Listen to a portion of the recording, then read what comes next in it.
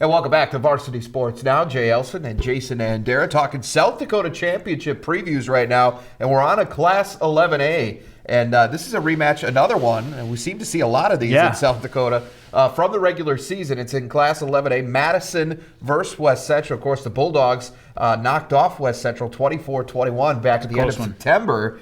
And here is what head coach Max Hodgin had to say about that after their win. We've been tested. We faced some adversity. That was a good Del Rapids club. Yes, we're ready. We're excited, and that's our goals are right in place for us. Lots of us have done state basketball, so we know the big stage, and I'm just looking forward to being able to throw inside. All right, as we said, second time this season, these two teams are meeting, and as we learned from Wade LaRush in Pierre earlier, probably doesn't mean a whole lot given where we're at in the season now. But for more on that, we talked to John Wolf from KJAM Radio in Madison to get his thoughts on what we need to be looking for in this game. I think one of the matchups definitely to look for is going to be the battle on the line. Madison's defensive line against West Central's offensive line. I know Coach Mueller for West Central said his line has really come together as the season has gone on. And for Madison, the last time they met up, the defensive line able to get pressure on the quarterback. In fact, they knocked Noah Matson out of the game, the Madison defensive line. So I think looking up front, if West Central can keep Madison from getting into the backfield, that'll be a big thing. But if Madison can put pressure on the quarterback and force turnovers, that's what they've been able to do. Madison in the playoffs alone have had 9 interceptions, 3 of them returned for touchdowns. Well, I had a chance to watch this game as well, the Madison-West Central regular season game. Madison got ahead by quite a few points, but there was no quit in West Central, and Madison will be fun to watch. Throwing the ball, Jacob Giles has really come into his own. They've got a great passing game, a great running game. I think they're a more complete team. I think they get it done in a very close game. Madison. Talk about contrast in championship experience. Madison making its first appearance at the Dakota Dome. West Central has 11 titles in the last 20 years. That being said, though, I agree. I really like what I see. For the first time. I really teetered on this one. It was. I could have gone either way.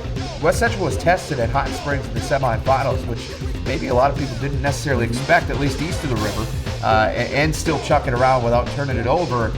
Create that balance. I like Madison's chances, so I agree. I like Madison on the 11A title game.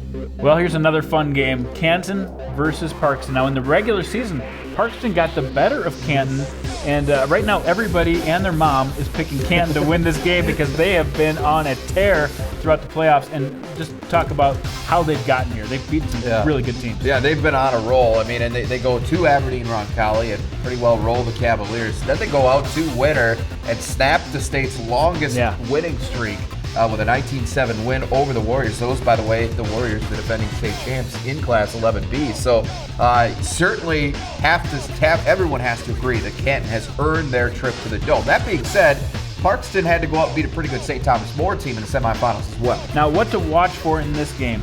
I think whoever scores twice is going to win this game. These defenses are outstanding. Parkston, little known fact, it has the best defense in 11B. It's going to be a quick game. I do think Canton, though, brings more weapons to the party. They've got Tanner Broughton. They've got Gabe Dolan. They've got Jake Ablett, a guy we don't talk about a lot, over 600 yards rushing. And, of course, their quarterback, Cody Majors, has been outstanding. Give me the Seahawks. Yeah, certainly an all-state guy there in Cody Majors.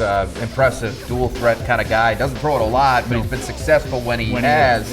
I think against a team like Canton with an offense like that, regardless of the fact that Parkston has a good defense or not, you're going to need to find a way to score some points, because I think Canton's going to get theirs, and I think theirs is going to be enough to win this game. So for the fourth straight time, we agree. Oh boy. And we're going to go both. It's getting boring. For the Seahawks in Class 11B.